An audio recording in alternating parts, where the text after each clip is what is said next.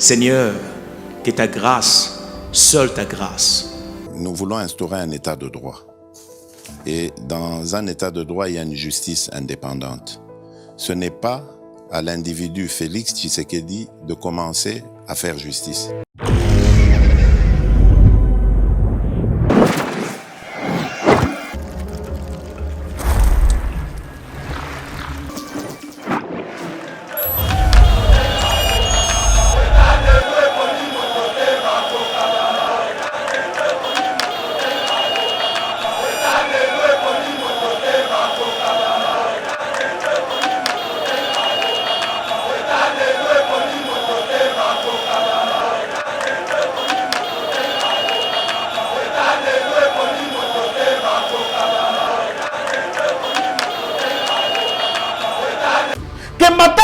Nous disent les projets de 1000 écoles, on a construit combien d'écoles? Que Matata Pogno nous dise, lorsqu'il fut Premier ministre, Didier Ezalaka na combien et Mataka na combien? Que Matata Pogno nous dise. Matata Pogno sali 4 ans na primature, Didier 4 milliards, Abimi aye akutango 4 milliards, Abimi atikango 4 milliards. Union européenne, nous avons suivi un député européen où il a dit qu'on dénonçait les Rwanda agressent la RDC via les M23. Mais comment vous pouvez encore prendre 20 millions de pesos en Rwanda? Denis Mukwege a tweeté. C'est anormal. Pourquoi? Parce que Yembo va payer ça pour réparer ma maman et ça et que Oba paye sur Rwanda et ça ibélé. Donc vous avez vu, de tous on a lobby awa, il n'y a pas une personne politique sérieuse dans Batumisa Oyo. Mais est-ce que Kouré Zali? Kouré Zali. Ah, voilà qui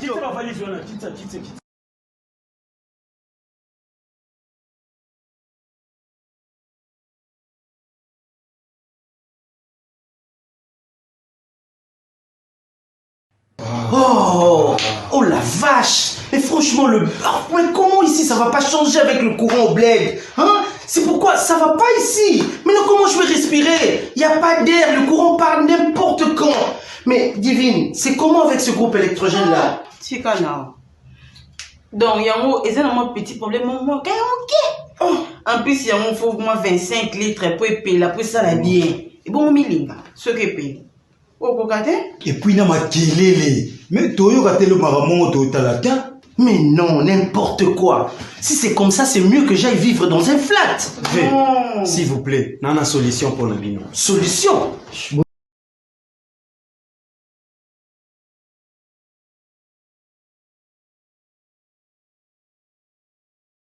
Hein? Papa, oh, valise topé Bluetooth. Pour générateur électrique. Yeba charge à cahier na courant pour à reproduire les sous courant. Au coquille ko charger épée na moi à ko reproduire PKK courant. Makele l'été, milingate, yé azali lokola groupe électrogène T. Oyo azaka na besoin de carburant pour à reproduire courant. P générateur électrique oyo bozali komuna. Soki au charger yango malamu na courant. Au coquille ko sale lango pendant une semaine. Ata courant ekenda nango. Au conseil et le congélateur, climatiseur, fer à repasser, machine à laver, nyonso et ça la canne courant. Bonjour mesdames et messieurs, bienvenue dans notre émission Éveil patriotique et Sengo Makasi. Yakuta nabino na cadre ya émission poto sur la matali politique ya mboka. Alors nous sommes là comme d'habitude, plus de 142 000 abonnés, toujours fidèles à Eba TV, mais aussi à l'émission Éveil patriotique. Tozali wana pona ko servir bino comme d'habitude. Alors, Tozali pour Tolobe. Excusez-moi, Nabandela. Rabi. Nabandela. Au café. T'es na sali renvoi. Il y a bien pénaté la télévision. Bon,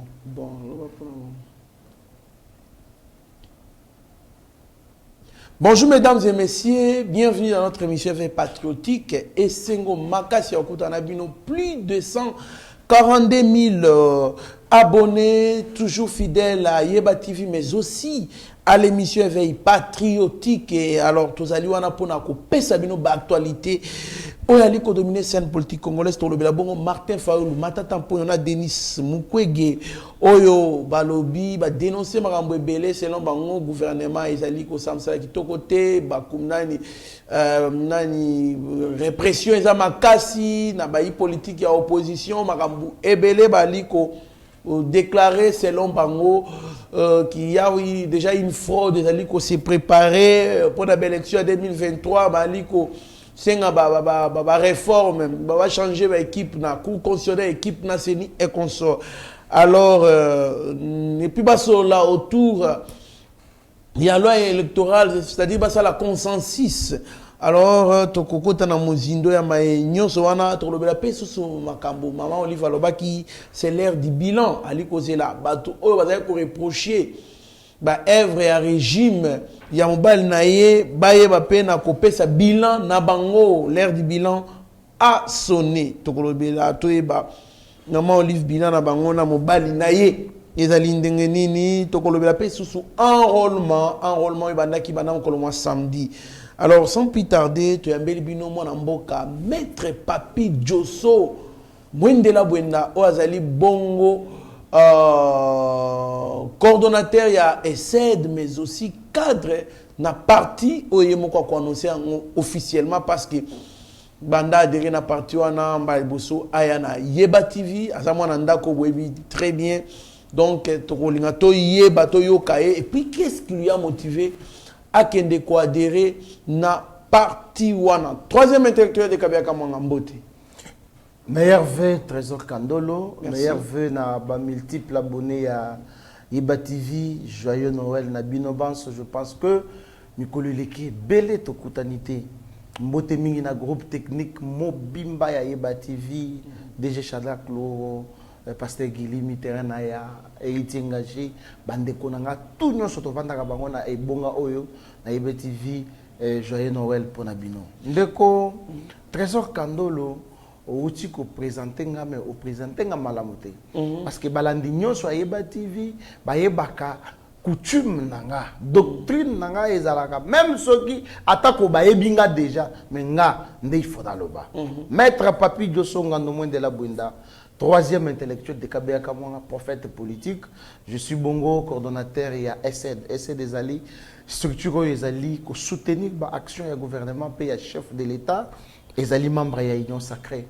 Mais, nazalaki na parti politique, et si kawapi na koki ko exercer ma compétence politique nangai. Tant on a Natali, na yekomona Aldec. Aldec Ezali, Alliance des démocrates chrétiens du Congo. Oyo, autorité morale na Azali, la princesse Adel Kaïna Maïna. Autorité morale na Bisso, Azali Bongo, actuel ministre en charge ya portefeuille. Maman Nabiso ala takabilamba ya veur et lingi koloba l'essence élevée du travail. Bon, on a équipe technique na Mobimba. Tozali na président intérimaire Smith Kapenda, honorable. Tozali na secrétaire général ya parti le professeur Ntwaremba. Azali Ntwaremba enfin. Professeur Ntwaremba. Aza un père il y a 60 quelques années comme ça. Ah bon? Peut-être oui, il y a un secrétaire général. Il y a parti Aldec. Tozali Bongo, la secrétaire générale adjoint en charge de l'administration, Maman Modestine Ilunga. Tozali na secrétaire général adjoint en charge de la question politique, Papa Joseph Kassala. Bongo na kobo sanate, mukonzinanga direct ou ya communication secrétaire national en charge des communications, des données, panou, Bisika Bazali, Mbote Libota Mobimba Nyoso, ya Aldec, Mbote Bisika Bazali. Quelle est la raison? Voilà. Merci beaucoup, maître Papi Djosso. Tozali bon Arabi Mokoko Nasima. Il y a réalisation, il y a montage, il y a la caméra, les lois au salam salam makasi. Alors, équipe Mobimba Yeba TV, Bisika Bozali, Topé Simino Mbote. Et puis, tu as encourager bien toujours dans le cadre de Moussala pour la nation. Alors, avant de commencer avec nos questions, na yebisa kibino tozali na ndeko moko Rabi Mukoko ali kocha photo d'ailleurs comme on a Zadio Kazadi Pasta c'est azamwana mboka ya mboka oyo ya Congo ndeko na biso congolais azali nanjili azali gravement malade bota la photo azali gravement malade je vous dis ezali kozanga $700 kaka po basanini ba opérer appendicite na hernie et puis balande la maladie misusu ezali na nzoto azali père ya bana misatu azali konyokwama azana mutu ya kosunga ete na lekaki banda mokolo malobi na pesi message coup de chapeau na maman moko oyo ayebi na ko réagir mais maman na pesi oyo ye azana ngo mais jusque là nanu tokomi même pas atana na kelo même pas Un quart. même pas 10%, même pas 10%, nous éco-quitté. Alors, batamité mamawa, sauve la vie, $700, au qui au paye ça, on peut et qui n'a pas de fois la fête, on a ambiance. Mais, souvent de koroyo, abiki sama, Nzambe akopambola yo, Nzamba tika na nyonga mutute, talandenga za kokonda.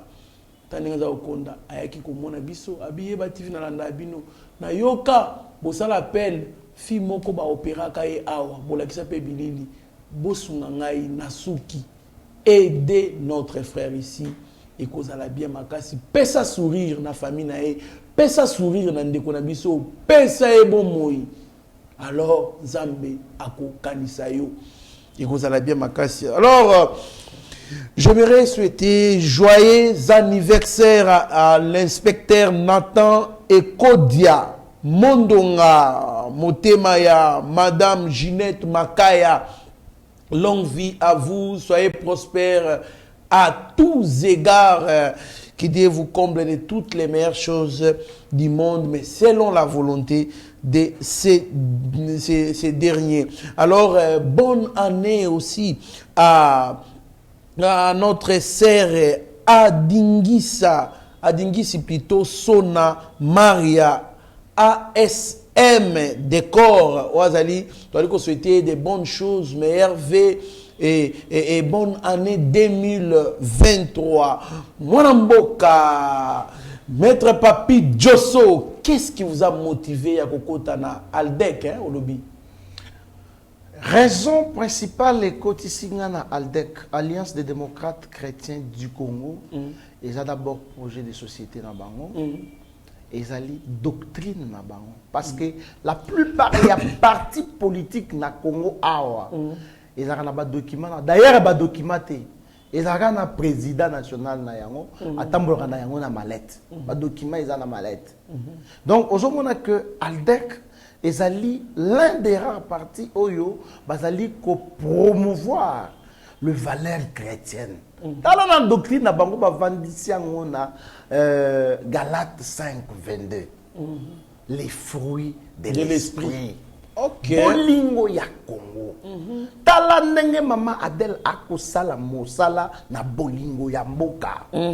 Mama Adel aye na mutu ya ministère. Donc adam bolingo mboka donc ye kuna détournement les cartes. Aboyi ba commission. Mais na hauteur yoka dossier mo ka détournement kuna ya ba millions mo na mboka. Trésor Kandelo. Ba fruit de l'esprit. Ezali o to benga le brouhaha. Donc makelele ya pamba. Mama Adel atikala ko détourné te. Ezali nde mité mama. Na IGF ba yoka na te. Dans la sikoyo. Ba tout ba s'opposer na IGF aka ba yo mbilinga za na gestion na bango. IGF a perdre pédale. Au départ, Tozala qui fait sa confiance dans IGF. Mais je vous dis, ah bon? Toyebi très bien, IGF Azali ko utiliser. Oyebi que mon kozambonga ko féliciter bango, il n'y a pas même pas 3 jours. S'il vous plaît. Féliciter IGF, je suis un communicateur, pas le moindre, de l'Union Sacrée. Et je suis le coordonnateur de tous les communicateurs de l'Union Sacrée. Donc ce que je dis, je pèse mes mots et je dis vrai. Nous avons des informations que IGF, Azo Zouambongo, appelle ça communicateur, il y a FCC pour battre Mama Adel.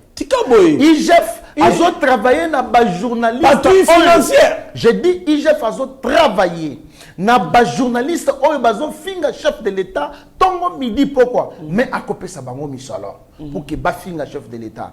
Nous ne disons pas que IGF a sala musala malamouté. IGF a sala musala mais seulement à déconner. Nous disons pourquoi à déconner. Tala na lettre na ye oyo à rendre public pour na détournement soit disant il y a maman Adèle. Mais il est revenu sur ces documents pour dire que non, il y a des erreurs que nous avons commises. Dites-moi. Babimi ça va preuve. Oyo la kisake maman Adèle a détourné Mbongo. Et si le gouvernement de Félix Tshisekedi avait au moins 5 ministres qui travaillent comme Adèle Kainda Maïna, la princesse, c'est que Makamobele Lingage Tambola.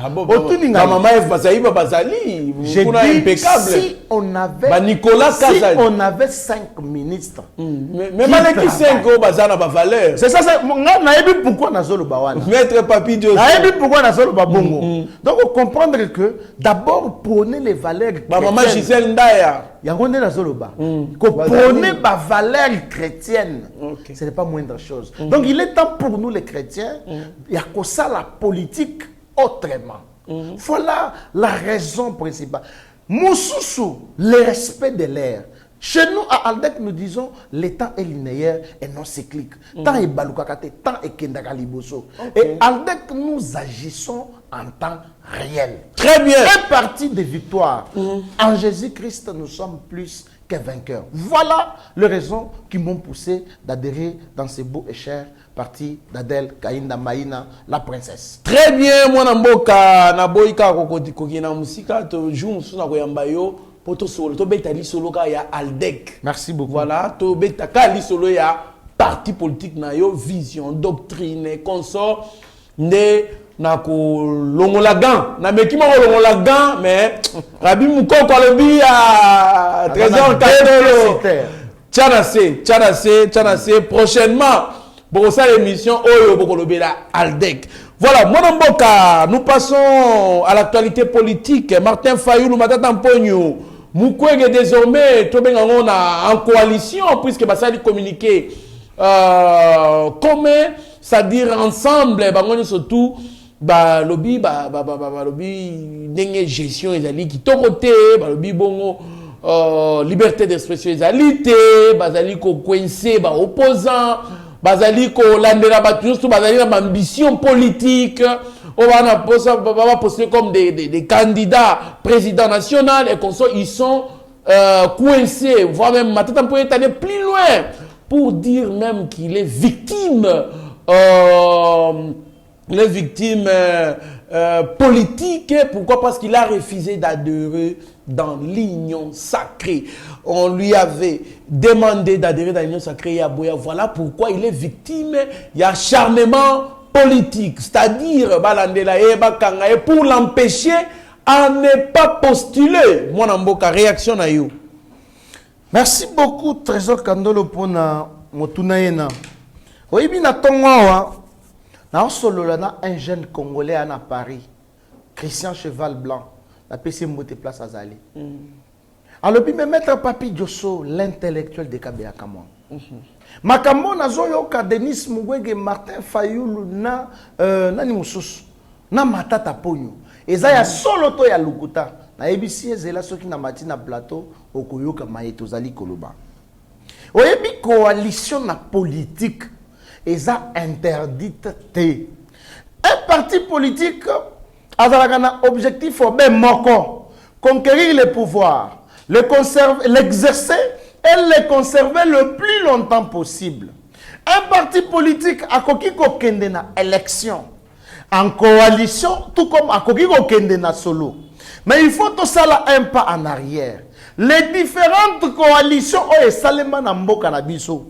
Et ça d'abord pour quel but?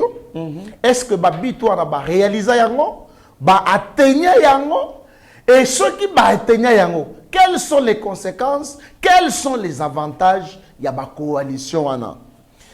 Lisanga ya Martin Fayulu, Matata Ponyo et Denis Mukwege n'a décortiqué nano personne après l'autre.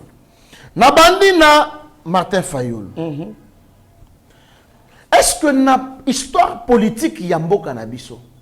Il y a certaines personnes qui sont sur ces plateaux, qui ont incarné ma valeur, qui ont incarné personnalité politique, peu respect à peuple congolais.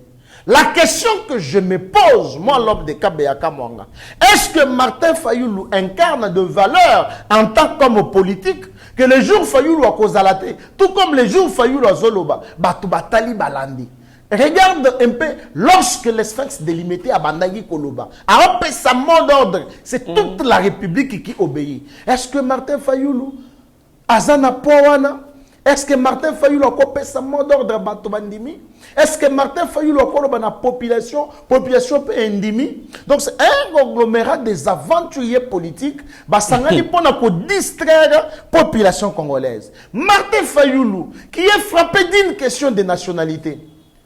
Ce qui régit, même langage, Batiela Kabiso Awa, élément, Oyo Martin Fayoulou, accueilli ceux qui n'a bandundu. Incapable ya koloba na langue nationale. Ba ebisi loba kasina kimbala. Mo Adolphe Mozito abandi ko interpréter makambo Martin Fayoulou akoloba na lingala. Batu balobi lokola yo koki koloba na kimbala te. Yebisa biso kasiata kombo ya tata na yo et pas na bino wapi. Incompétent. Ngabia ma Fayoulou. Non, Gérard Fayoulou, je m'excuse. Vidéo ezali. Ndeko na ngai. Est-ce que yo trésor kandolo kolongo awa na Congo OK inde na Sénégal que non au commis au postulé en tant que candidat président? Non. Loi sur la nationalité congolaise. Et puis si aussi avantage n'a pas étranger va acquérir nationalité congolaise. Mais un étranger qui a acquis la nationalité congolaise, a droit morotena congolais d'origine, c'est-à-dire au cause de la députée nationale, au cause de la chef du quartier, au cause de la sénateur, mais tu ne peux pas accéder aux fonctions locales, la présidence de la République, présidence de l'Assemblée nationale et Sénat, primature, poste clé wana, même la cour constitutionnelle. Non, bande konabiso baza bon pour la députation. Même pour la députation, quelle est la loi projet de la Oyonano? Martin Fayoulou assis à ça dans l'Assemblée nationale à Tamokote. Donc c'est un aventurier politique.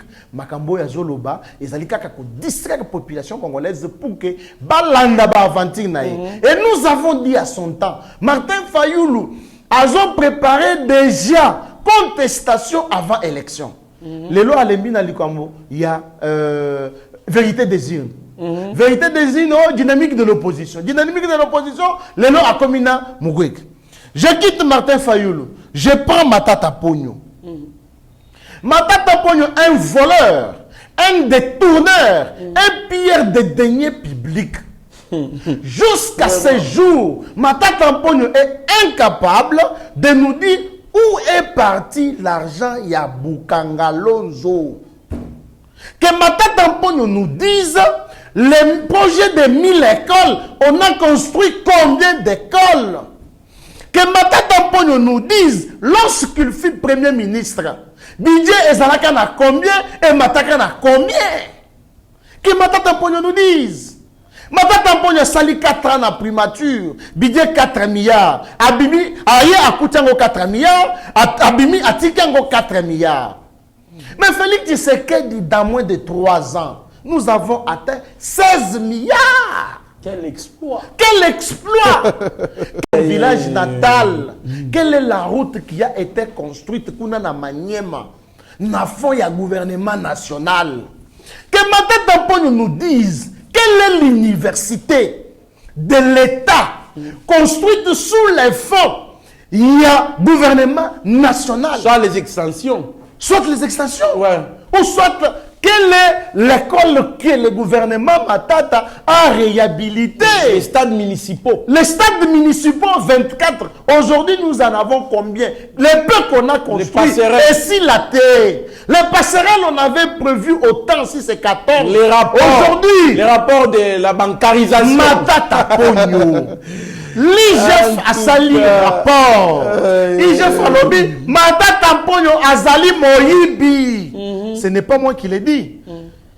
Je m'excuse. C'est IGF qui indexe les doigts à Matata. Qui dit que Matata c'est un voleur. Il a détourné les biens des... Qu'est-ce que vous pouvez me dire, Ndeko Trésor Kandolo? Comment expliquer Matata Ponyo projet Bukanga Lonzo au lieu de Buka Masangu, au lieu de Buka Mbisi, au lieu de Buka Pondu, au lieu de Buka Ndunda.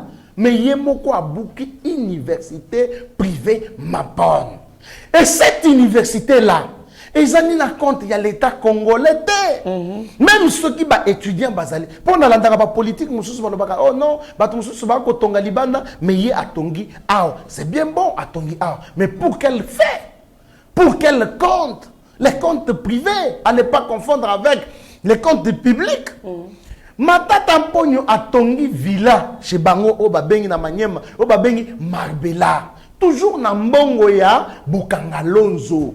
Et c'est ce Matata Mponyo ici qui vient donner les leçons. Le nom du gouvernement, il y a ça Malokonde. Donc on dit que c'est un conglomérat, il y a un aventurier politique, Basangani pour que Bas se pelisse Minokona Bango et puis Bas se plaindre. Matata Mponyo a un problème avec la justice congolaise. Matata Mponyo c'est ça l'acharnement, mon amboka. Acharnement ndengenini de trésor Kandolo. Oyibi mbongo ya l'État, oui ou non? Il fait le but, oui. Mais qu'est-ce papa? Acharnement. Alors, est-ce que vous comparer candidat président Matata Ponyo na candidat président Félix Tshisekedi? Est-ce que on a kokani? Est-ce que Matata pèse? Matata ne pèse pas. Matata a d'abord détourné l'argent du peuple congolais. Matata doit restituer cet argent. Pour que Matata... Moi, à la place de Matata, je mettrais. Vraiment. Il fallait natika la kinya na lobate.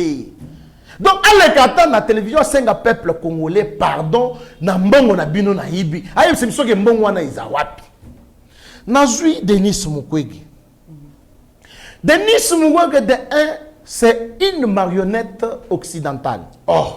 Denis Mukwege, c'est un domestique européen. Ah bon? Denis Mukwege, c'est un envoyé spécial du Rwanda au Congo. Ah, mais je vous dis, la preuve en est que Denis Mukwege, bazotinda ye pa ya ba occidentaux. Biso tozo ma population congolaise. Yo ozawa na kaka pona ko arranger bango. J'aime bien tango ba benga kaye les réparateurs des appareils génitaux féminins dans la langue on a RTNC. C'est ça la qualité oezo kokana Denis Mukwege. Moi je ne vois pas Denis Mukwege na politique. Denis Mukwege aye na politique parce que bazo tindi kaye kende biso to ko soutenir ye. Donc ça la politique sans conviction, sans projet de société, sans ambition. C'est ça Denis Mukwege. Mais je vous dis ndeko trésor Kandolo. Na ce que le bina Félix Tshisekedi dit que watake ngai. Donc na kotika à l'aise était. Omoni artiste na biso moko na pisha sale na nganzembo alobi soko yibi mbongo l'état otumboli papi nyoso akotia pe mal à l'aise okutana na nga na nzela na yo. Maintenant regarde un peu Denis Mukwege hôpital na yeza na Panzi. Je n'ai jamais vu une attaque ya groupe rebelle na hôpital wana ya Panzi, même pas aux alentours. Ezaka babomi kuna baye batiki. Babomi kuna baye batiki. Quelle est cette histoire là où esalaka que ba attaquer hôpital wana te? Tout le monde a battu bazo kende kuna otoke na Panzi. Toke bakendaka kuna ba impérialiste bakendaka kuna pona koluka nini. Union européenne, nous avons suivi un député européen où il a dit qu'on dénonçait les Rwanda agressent la RDC via les M23. Mais comment vous pouvez encore prendre 20 millions de pesos en Rwanda? Denis Mukwege a tweeté. C'est anormal. Pourquoi? Parce que Yembongo va payer sa carrière pour réparer ma maman et Zamouké. Et que Oba paye sur Rwanda et Zaïbélé. Donc vous avez vu, de tous on a lobby awa, il n'y a pas une personne politique sérieuse dans Batumi ça tout oyo. Martin Fayoul, étranger sénégalais, Moutoua Yazali ko sauté. Oyo Azali, récupérateur politique, Matata Mponyo, détourneur, pilleur, voleur de deniers. De la caisse Mouyibi, c'est ça le terme. Mouyibi, Angwalima. Oui, italien. Matata Mponyo, Angwalima. Fakwa. Fakwa kutu Matata Mponyo. Sami Mabakala Matuba, yo linga na benga ngobongo. Fakwa Matata Mponyo. Asa Fakwa Matata Mponyo. Mouyibi ya mbongo ya l'État. Mouyibi ya mbongo ya l'État Matata Mponyo. Matata Mponyo ne devait pas parler. À ta place, je devais me taire. Matata Pogno. Denis Mukwege na route. Mais dis-moi, quel est le candidat sérieux où il y a côté les Maliboso, la population congolaise, à le but que beau voter. Il y a pas voter en fonction, il y a Nini. Ce sont des aventuriers. Yoka Sikoyo.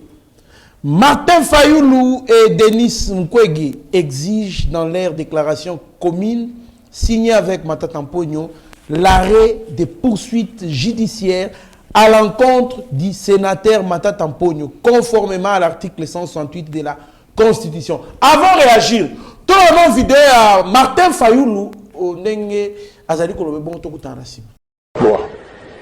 Mais ce qui tue notre pays sur le plan de la gouvernance, c'est les cancers de la corruption et du pillage des deniers publics. Ainsi, au nom du peuple, j'exige que toute la lumière soit faite sur toutes les affaires ténébreuses de corruption, notamment le projet Bukangalonzo, qui semble être la plus grande escroquerie d'État. Merci, moi Namboka Rabi Mokoko, moi Namboka Papi Djosso. Ça c'est Martin Fayoulou. Ça, je peux dire, c'est la millième fois qu'il s'est contredit. Hier, vous avez clair dans les Kambouya, il y a Bukangalonzo. Dans la vidéo, Prévalapui, il dit il faut qu'on voie clair, on exige. J'exige au nom du peuple, j'exige voir clair la situation de Bukangalonzo. Mais l'IGF a fait l'audit à lobby. Bukangalonzo a détourné 205 millions. Et il a indexé Matata Pogno, lettre bima partout au monde. Mais comment est-ce que Martin Fayoulou, il y a qui colinga à mon clair dans le dossier, pour son intérêt individuel privé, il renonce à l'intérêt au nom du peuple pour soutenir Matata Pogno. Réaction dans mon ambo. Ce qui Martin Fayoulou. Ce qui Martin Fayoulou a se contredit dans propre combo ya papa nae. Que dit c'est quoi na Matata Pogno? Parce que le nom de son père, oui, le nom de son père, il contredit. Ngadianga Fayoulou, non, Gérard Fayoulou. Qui dit, nous avons ce qui Ngadianga c'est Sénégal na évité. Nous avons suivi dans cette vidéo Martin Fayoulou qui exige la clarté. Mais au début clarté Zakinin, il fallait pas payer sa épargne. Donc l'argent que Matata Pogno a yibi non utilité. Le cas Martin Fayoulou le baki azolinga mona clair Matata Pogno bengi yo yebite que Matata Pogno kendaki na fa de na zo pona kotala Martin Fayoulou bakateli ndambu na ye yango nde azolo balisusu te clair yango na moni alors balisusu nini parce que toutes les activités ya Martin Fayoulou azo sala c'est supporté par Matata Pogno qui ne le sait pas, même l'aide communiquée au bas signé conjointement c'est financé par Matata. Donc l'éclaircissement au Fayoulou abandaki koloba sur le dossier Bukangalonzo, il fallait Matata katele ependambo na ye yango na katelier ale Fayoulou avandi kimia. Donc Fayoulou azali récupérateur d'action politique abima. Donc batu oyo ndeko na ngai bazali ba modèle te. Parce que na Congo a surtout tangeli mutu Etienne Tshisekedi, tala même Joseph Kabila. Attends, comme Etienne Tshisekedi. Ce qui est Etienne Azalaka.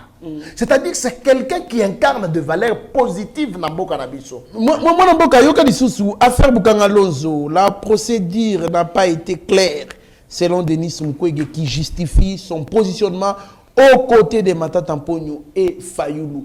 Moi, dans Mboka, je rappelle que Denis Mukwege est un yoka baevre dans la musique. Je m'imaginais combien il était un homme de valeur. Mais aujourd'hui, il soutient les détournements, les vols. Il soutient ça. Mais dernièrement, il y a opposition. Je ne sais pas si je me rappelle. Vous avez des fois il y a un débat politique na Fumtoto na Bosona politique. Nani Bolodja. Kolobaeki alobi Denis Mukwege, c'est une personne de valeur, puisque même Etienne Tshisekedi, on ne peut pas mettre Denis Mukwege au maître Tshisekedi, le père. tu sais qu'il est en dessous, il y a Denis Mukwege par rapport à ma valeur, par rapport à renommée. Parce que autant que Etienne Tshisekedi, voilà pourquoi, na lingi, na zone un peu na nenge, nani, Alain Bolodja, aloba, mais les lots, il s'est contenu, il soutient les détournements. Tshisekedi, le père de son vivant, il n'a jamais soutenu les détournements, les vols, Mouyibi. Moni, matolo yandeko Bolodja, et Yibani. Ah bon? Bolodja, à cause de déjà, n'a pas 62 ans. Ah, ne me dis pas ça. Mais je vous dis. Ah, c'est un papa. Matolo naye. Aza gente. Manaye bisho, matolo naye et yebani. Et puis, na Asia Alain Bolodja, a koki koloba makambo ya lobi wana te. Donc, azo respecter d'abord mandef naye ya pembete to suki naye te. Oh. Je vous dis vrai. On compare Etienne Tshisekedi, doctorat en droit. Ah bien, ko soukele atana genou te. Le premier docteur en droit na Congo, Etienne Tshisekedi. On compare Denis Mukwege, c'est-à-dire tout flatteur dépend à celui qui l'écoute. Wana Bolodja na tikaye. Si on a na Denis Mukwege, on dit que Moutounyoso azalaka expert na domaine na ye. Denis Mukwege peut-être bistouri ko simba ba appareil ya ba maman boye, il est excellent. Mais la politique il est zéro. Quel est le je m'excuse, les conseils politiques au Denis Mukwege a copé ça. Quel est l'acte politique que Denis Mukwege a assis à Sala? Oh, bah, qui qu'on reconnaître, si ce n'est qu'être une marionnette, il y a occidentaux. Bazo utiliser là-bas. Tuerie au bazo sala na est kuna. Donc, na yebiso que ezali sanga ya ba miyibi bandoki. Denis Mukwege na zona na cha pembeni. Sikoyo matata ponyo, tomate ya kopola. Martin Fayulu bipola lisusu. Mais sikoyo muto ya ye tomate oye polina nute, aye sikoyo kokota na katikati ya ba de tomato. Aopola to akopola te. Ye wana poli. Donc, Mukwege tomate kopola. Martin Fayulu ya kopola lisusu. Matata ponyo kutukoloba te ya sa pola kala. Voilà. Très bien, moi, Mboka, Tozo, Kenenasuke, émission Abisso, l'ère du bilan a sonné. J'attends les gens qui reprochaient au régime de mon mari, Oyo Basali. Ça, c'est Madame Olive Lembe Kabila. Aliko critiquer Bidje indirectement, Bidje, et l'autre malongé salemite, mon amboka. Alors, avant d'intervenir, mon amboka, tout le monde nos vidéos, il y a Docteur Mayele, au Azalibongo na Belgique, tout le cas, réflexion naïe, Makambalobi, ou à répondre vraiment Olive Lembe Bongo, Tokuta Nassim. Nous avons réagi à la déclaration de Maman Olive Salaki. Semaine passée, l'ère du bilan a sonné. J'attends ceux qui ont reproché plusieurs choses au régime de mon mari, montrer ce qu'ils ont fait de mieux. Peut-être que vous allez comprendre en Mabé. Et que vous appelez le bien en sens de figuré. Donc, Babilo qu'on appelle cause à Babilo comme oh biso tout ça on a moututé. Parce que qu'on comparer ou bien qu'on reprocher qu'on l'axe Babilo qu'on dit nous on va salir. Du moment que on va sticker là on sala rien. De façon il y a un point d'intérêt national. Donc et vous a difficile que ba senga bato bazali wana ke ba lakisa. Par contre que vous ala que non azo senga paye d'une façon que non biloko privé. Asenga que non régime a faché et l'axe biloko privé ni no ba on ba sali. Parce que pour na bango en tout cas se développer ming na biloko privé.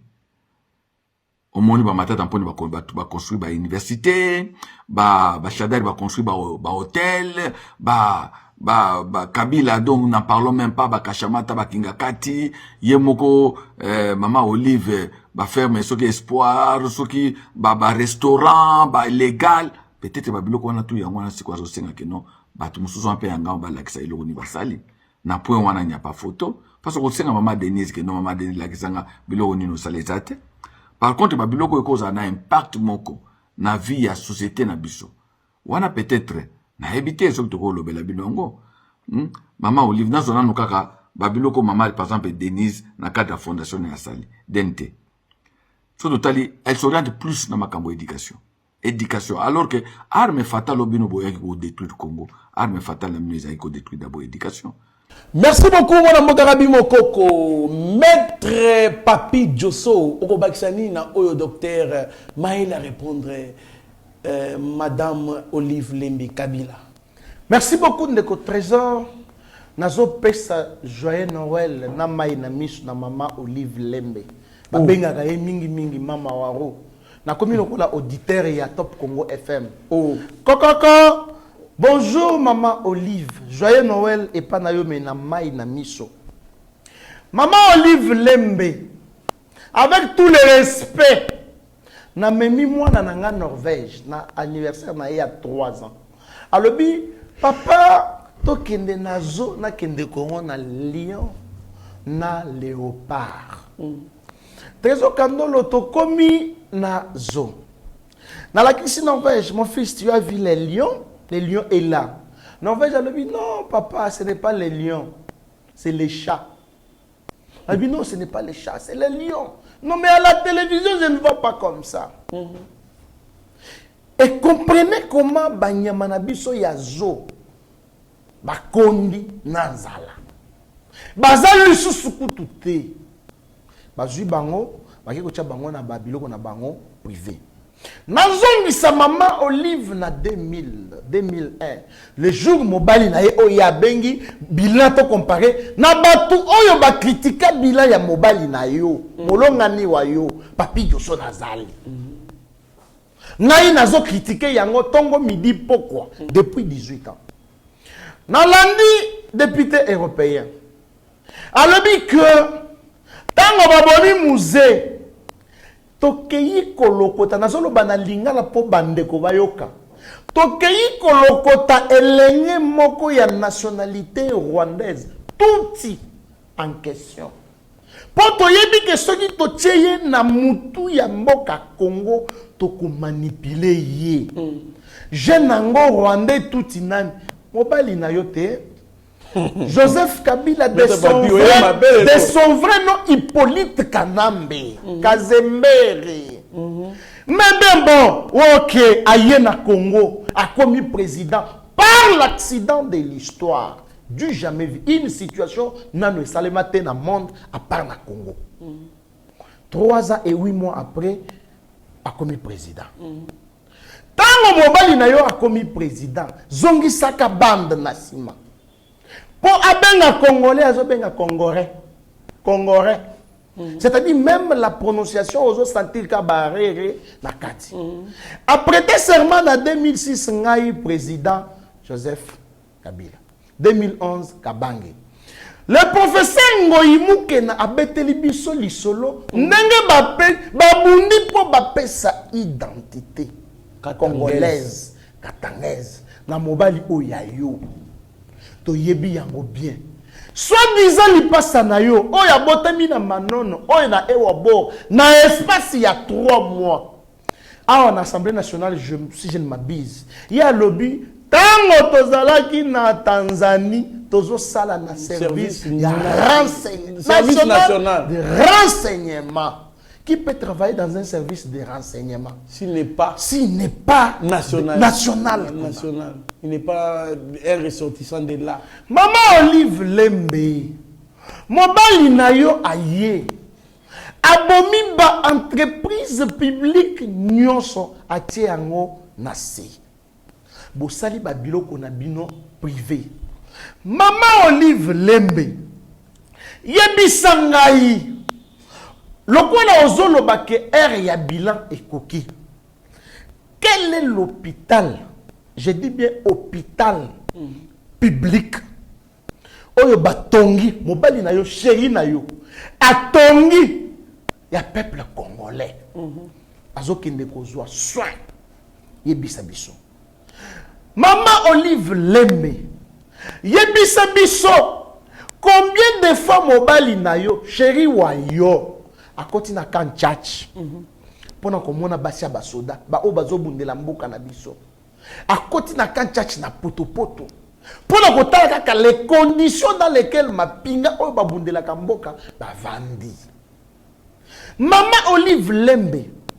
Yebisa biso matanga nini mobali na yo esi akenda. Même ya tata na ye moko propre. Akenda te. La preuve est que même na anniversaire na yemoko ayakate. Maman Olive Lembe yebisa biso. Maman Olive Lembe yebisa biso. Hôpital ya Maman Yembo depuis 18 ans. Bapuku bako tambola. Mais bino bosali soki malaria plus kuna. Bapuku bako tambola. Il fallait que Félix Tshisekedi aya pour atoka. Oko kende kuno mona ndenge bazotonga. Je dis bien bazo réhabilité te. Bazotonga hôpital. Il fallait Félix Tshisekedi moi sinaye wa boboto. Maman Denise Nyakeu aya kopesa groupe électrogène pour emekempe kosunga hôpital ya Maman Yembo. C'est ça le bilan ozo yebisa biso. Maman Olive Lembe yebisa biso comment mobali na yo akoma président. Parce que à l'époque où il y a comme président, constitution na biso ya époque wana, et l'on que ne peut remplacer le président de la République en cas d'empêchement, en cas de décès, en cas de que le président y a assemblée constituante. Chiko mobile na yo ebimika boyina poisa bou général chef d'état-major. Maman Olive yebisa biso. Maman Olive yebisa biso. Quel est l'endroit où ezali très bien kitoko sécurisé bel emplacement lokola kinga kati na Congo awa. Maman Olive yebisa biso. Pendant 18 ans au Melissa Miliki na bana nkoi boni na zo national awa. Maman Olive yebisa biso. Donc ndeko trésor kandolo zo monaki tina bandeko na biso balandi ya Yeba TV bakolela bakotangisa maya miso de part biloko ngana lobi awa. Parce que le bénéficiaire numéro 1 ya pouvoir oyo c'est Maman Olive Lembe, c'est Joseph Kabila. Jean-Pierre même ba voyager ka zongate. Moïse Katumbi a voyagé à Zongate. Mais le Maman Olive Lembe a commis ma comédien Bakei Bazongi. Joseph Kabila a kotambola Zongi en toute liberté. La liberté d'expression oyo ba matata na banini bazoloba. Mais c'est Félix Tshisekedi. C'est Félix Tshisekedi. En tout cas, il y a le bilan il y a Félix Tshisekedi ndeko nanga. Mobali na yo na 2006 Vital Kamerhe a profité Maman Olive Lembe. Na kotongela bino université dans chaque province au standard international. Maman Olive Lembe la kisangai même à ta fondation il y a université moko. Maman Olive Lembe na 2010 tomoni ba affiche il y a ba TGV train à grande vitesse. Ngana lobiku tutina ya kokende poto ezali susute. TGV wana ezawapi. Maman Olive Lembe les autoroutes o mobali na yo ayebisa biso atikango wapi. Merci beaucoup Maître Papi Josso. Makambo ezali tellement embêté parce que bilan il y a 18 ans ezali échec na échec mais bilan il y a 4 ans ezali vraiment likolo makasi surtout bito bana ko balisa oyo il y a 18 ans oyo il y a 4 ans vous verrez que tout le temps en bébé émission aussi la té. Moi mboka un mot sur l'enrôlement oyo bandaki depuis mon samedi le 24 décembre bon tout clôturer émission na biso. Ndeko Trésor Kandolo, il faut comprendre balandi na biso Yeba TV plus de 142 000 abonnés, va comprendre que tozana kanda makasi et que il faut tout soutenir Fachi Béton parce que Fachi azande konabiso, Fachi azama kila na biso. Nazo mona na réseaux sociaux. Na fongona une parenthèse. Au moni biso na Aldec. Tozana slogan na biso moko tozoloba. En 2023, Félix Tshisekedi ou personne. Voilà. Maintenant, na moni na réseaux sociaux eza ya koyinda. Batu bakolobela makambo ya ba carte d'électeur. Eza mwindu eza boye. O date ezobima différent. Na moni kutu na cardinal Fridolin Ambongo. Webi ke Maman Olive atunaka bato. Nani oyo alembola na sani ya mobali na ngate. Ngai siko na tomboli musapi. Na sani ya Joseph Kabila ou bien sani ya Maman Olive. Nano natikala ko lembola te. Mais au moins Fridolin Ambongo le cardinal alembola. Nde akomi biloba loba. Ndeko Trésor Kandolo. Quelle est cette administration au monde? Quelle est cette organisation au monde où ezanga kaba erreur? Tolobaka awa la technique à ses caprices. Toko je me suis tosaka émission boyi. Omonika oh machine wana ekangami ainsi de suite. Est-ce que cela veut dire que Rabbi Moukoko est incompétent? Est-ce que cela veut dire que Steve Konde est incompétent? Non, ce sont les aléas de la technique. Est-ce que vous comprenez la bande de Konangai? Mais le lot fridolé en bon moutoko, il se Saint-Esprit à l'ongolango na moté, mais comment na ma benga? Le lot a bisabiso, non, na 2005, carte ezala qui bien, mais na 2022, ba carte ezama bé. Est-ce que ceux qui carte moko et bimaki na couleur, il y a noir et blanc? Est-ce qu'on doit en faire un problème sérieux, bande Konanga? C'est ça qui démontre que les gens ne sont pas prêts à aller aux élections. Vous apprêtez, bande Konanga. Donc, moi, j'appelle à la population congolaise au calme. Allez vous faire enrôler. On dirait c'est ni Esaïa Bisson. Non, c'est ni Ezali institution d'appui à la démocratie. Mais ceux qui ba erreur Ezali, ba corriger ba erreur wana. Le col na monine de comment ko ba imprimer carte naie à le 24 décembre, mais na impression et bimi le 3 janvier. Ce sont les arrives qui chose ndenge tolobaka bande konangai. Mais cela n'est pas un motif ya kolobako cette tricherie, oh, bazo salaboy. Non, population congolaise, soyez vigilante. Ba abonnez na biso à Yeba TV. Bon zala prudent peu vigilant. Bon yokabiyoke la mwanzate. Bon landabilande la mwanzate. Félix Tshisekedi est déterminé de respecter l'organisation de la Constitution dans les délais constitutionnels. Donc, on déroute raison, Kandolo.